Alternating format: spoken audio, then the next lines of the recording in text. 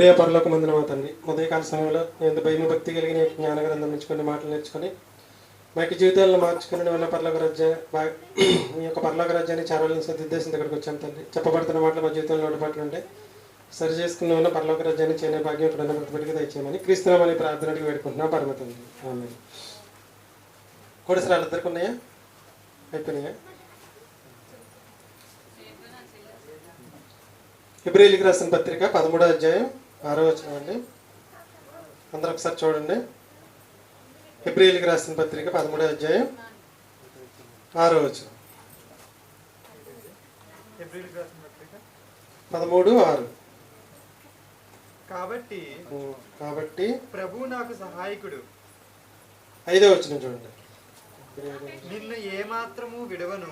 4వ వచనం చూడండి. దాని ముందు వివాహం సంబంధించిన చూడండి. వివాహము నెంబర్ ఎంత అండి? 4. సారీ. హెబ్రీయులకు రాసిన పత్రిక 13వ అధ్యాయం 4వ వచనం.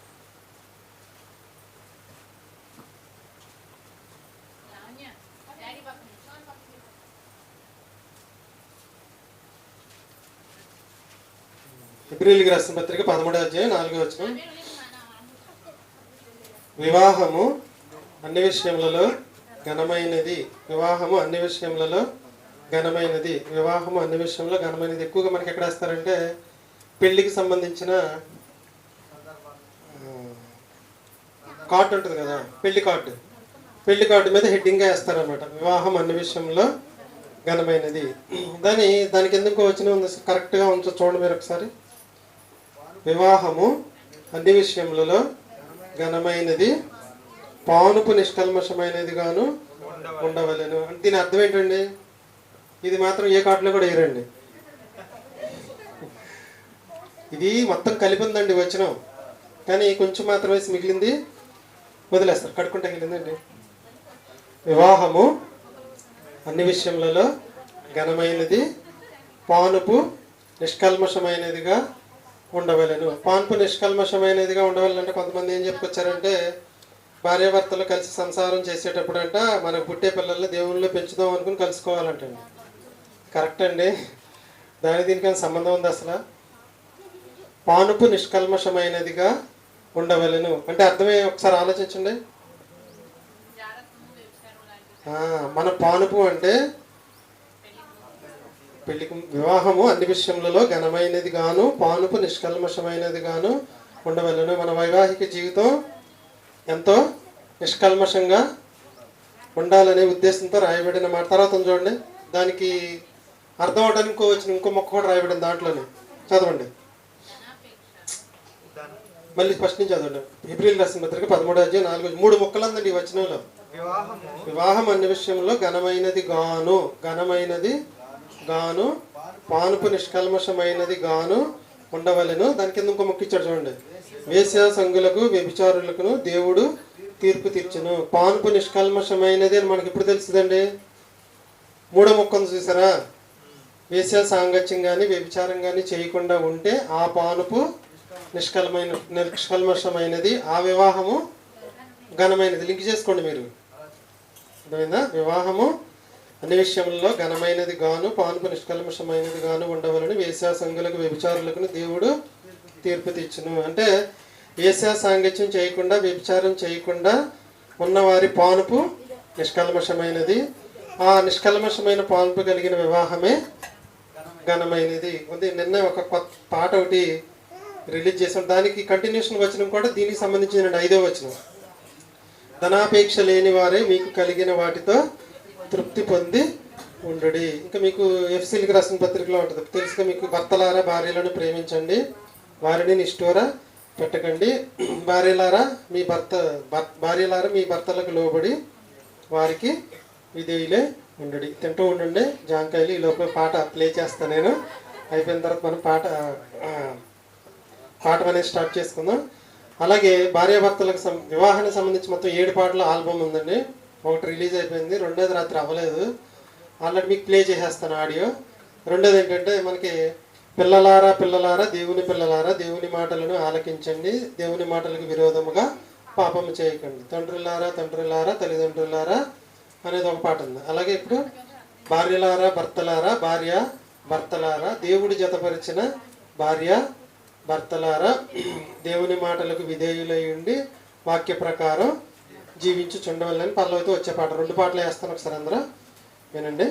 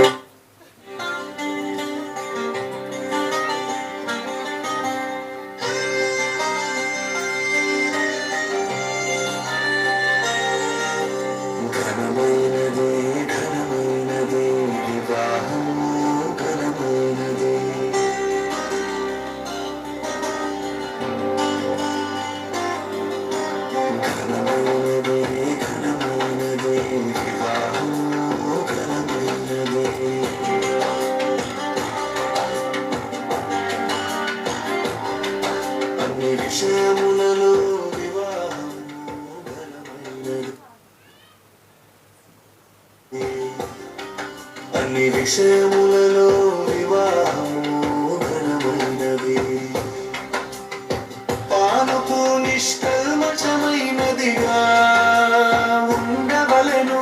వేశ్యాసంగులకు వ్యభిచారులకును దేవుడు తీర్పు తీర్చును. పానుపు నిష్కల్మషమైనదిగా ఉండవలెను. వేశ్యాసంగులకు వ్యభిచారులకును దేవుడు తీర్పు తీర్చును. ధనాపేక్ష లేని వారై మీకు కలిగిన వాటితో తృప్తి పొంది ఉండుడి. అన్ని విషయములలో ఘనమైనది వివాహము. ధనాపేక్ష లేని వారై మీకు కలిగిన వాటితో తృప్తి పొంది ఉండుడి. అన్ని విషయములలో ఘనమైనది వివాహము. ఘనమైనది ఘనమైనది వివాహము. ఘనమైనది ఘనమైనది ఘనమైనది వివాహము. ఘనమైనది అన్ని విషయములలో వివాహము ఘనమైనది. అన్ని విషయములలో వివాహము ఘనమైనది.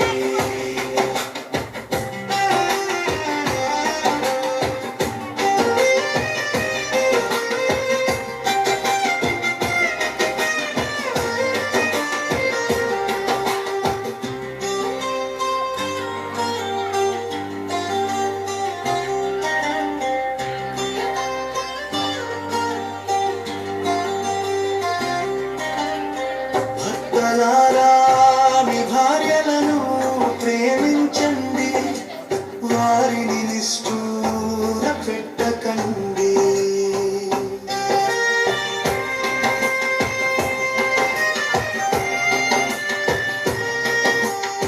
భర్తలారా మీ భార్యలను ప్రేమించండి, వారిని నిష్ఠూర పెట్టకండి. భార్య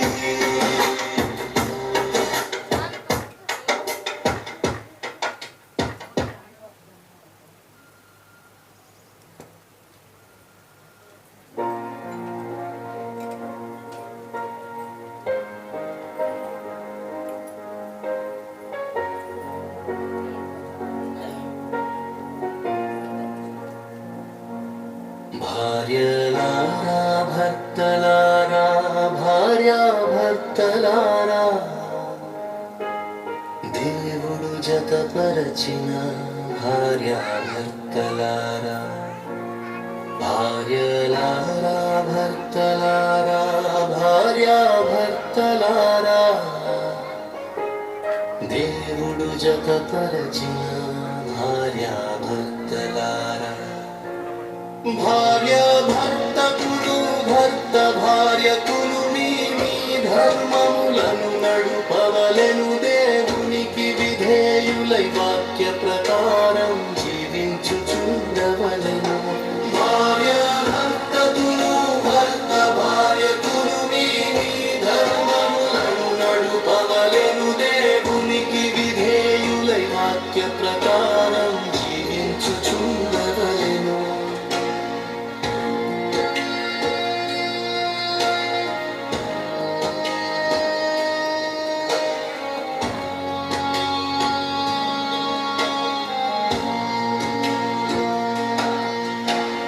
ప్రభువునకు వలె మీ భర్తలకు భార్యలు లోబడి ఉండవలెను ప్రభువునకు వలె మీ భర్తలకు భార్యలు లోబడి ఉండవలెను సంఘము క్రీస్తునకు లోబడినట్లుగా భార్యలు కూడా ప్రతి విషయంలోనూ తమ భర్తలకు లోబడి ఉండవలెను సంఘము క్రీస్తునకు లోబడినట్లుగా భార్యలు కూడా ప్రతి విషయంలోనూ తమ భర్తలకు లోబడి ఉండవలెను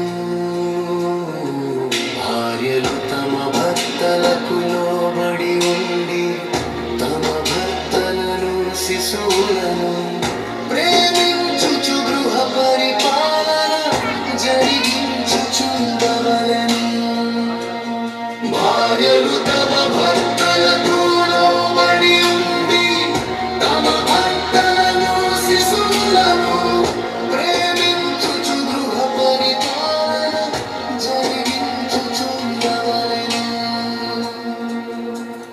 భార్యలారా భర్తలారా భార్యాభర్తలారా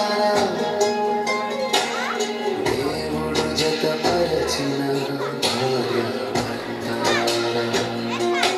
భార్యలారా భర్తలారా భార్యాభర్తలారా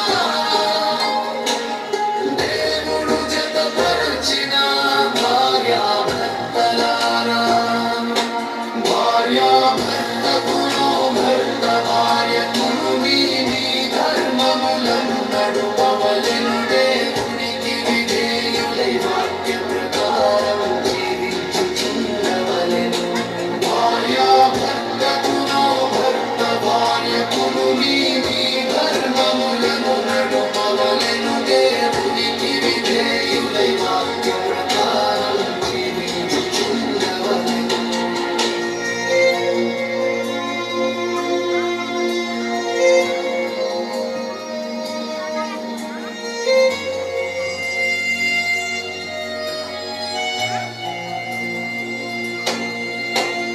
ప్రభువునకు వలె మీ భార్యలను భర్తలు ప్రేమించవలెను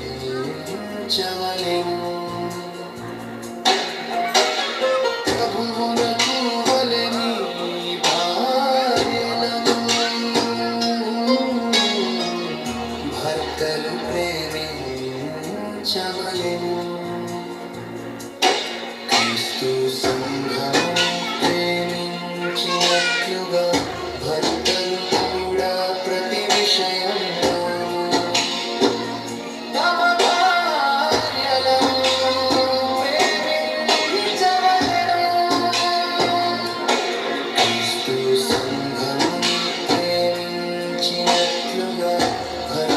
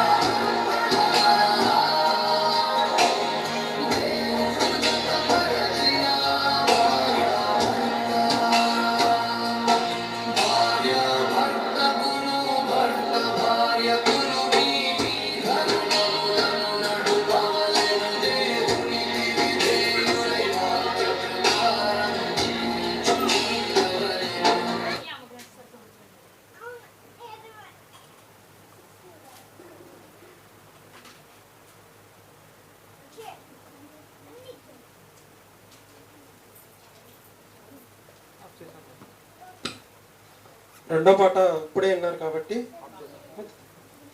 కొంచెం అర్థం అన్నట్టుగా ఉంది. భార్యలారా భర్తలారా, భార్యాభర్తలారా, దేవుడు జతపరిచిన భార్యాభర్తలారా. వీళ్ళిద్దరిని ఎవరు జతపరిచారంటే మన పెళ్లి పెద్దలు అంటారు, అమ్మ నాన్న అంటారు. జతపరిచింది ఎవరంటే దేవుడు జతపరిచిన భార్యాభర్తలారా, భర్త భార్యకును భార్య భర్తకును మీ ధర్మములను నడుపవలెను. ఎలా నడుపవలనంటే దేవునికి విధేయులై వాక్య ప్రకారం జీవించుచుండవలెను. పల్లవండి. మొదటి చరణం ఏంటంటే ప్రభువునకు వలె. అంటే అర్థం ఏంటండి? ప్రభువునకు వలె మీ భర్తలకు భార్యలు లోబడి ఉండవలెను. మొదటి పల్లవిలో మొదటి లైన్ ఏంటంటే, పాట సాయంకాలం అప్లోడ్ చేస్తాను ఇంద్ర కానీ బాగుంటుంది. ప్రభువునకు వలె మీ భర్తలకు భార్యలు లోబడి ఉండవలెను. భార్య భర్తకి ఎలా లోబడి ఉండాలంట? దేవుడికి ఎంతగా లోబడతామో అంతగా. ఇదంతా మీకు ఎఫ్సీలకు రాసిన పత్రిక 5వ అధ్యాయంలో మొత్తం అంతా ఈ పాటకు సంబంధించి మొత్తం ఉంటుందండి. ఓకేనండి. మొదటిది ఏంటి? మొదటి పల్లవి చరణం ప్రభువునకు వలె భర్తలకు భార్యలు లోబడి ఉండవలను. సంఘము క్రీస్తునకు లోబడినట్లుగా భార్యలు కూడా ప్రతి విషయంలో తమ భర్తలకు లోబడి ఉండవలను. భార్యలు తమ భర్తలకు లోబడి ఉండి తమ భర్తలను శిశువులను ప్రేమించుచు గృహ పరిపాలన జరిగించుచుండవలని మొదటి పల్లవి. రెండో పల్లవి అండి సేమ్ అదే వస్తుంది, కొంచెం మారుద్ది. ప్రభువునకు వలె మీ భార్యలను భర్తలు ప్రేమించవలను. క్రీస్తు సంఘమును ప్రేమించినట్లుగా భర్తలు కూడా ప్రతి విషయంలోనూ తమ భార్యలను ప్రేమింపవలను. క్రీస్తు సంఘమును పోషించి సంరక్షించినట్లుగా భర్తలు తమ భార్యలను పోషించి సంరక్షించవలసిన. పోషించవలసిన బాధ్యత ఎవరిదంటే క్రీస్తు సంఘాన్ని పోషిస్తున్నట్లుగా భర్తే కుటుంబాన్ని పోషించవలసిందిగా మన బైబిల్ గ్రంథం తెలియజేస్తుంది. ఇది రెండో పాట అండి. అదేవిధంగా మీకు ప్రసాద్ జవాబు చేస్తాను.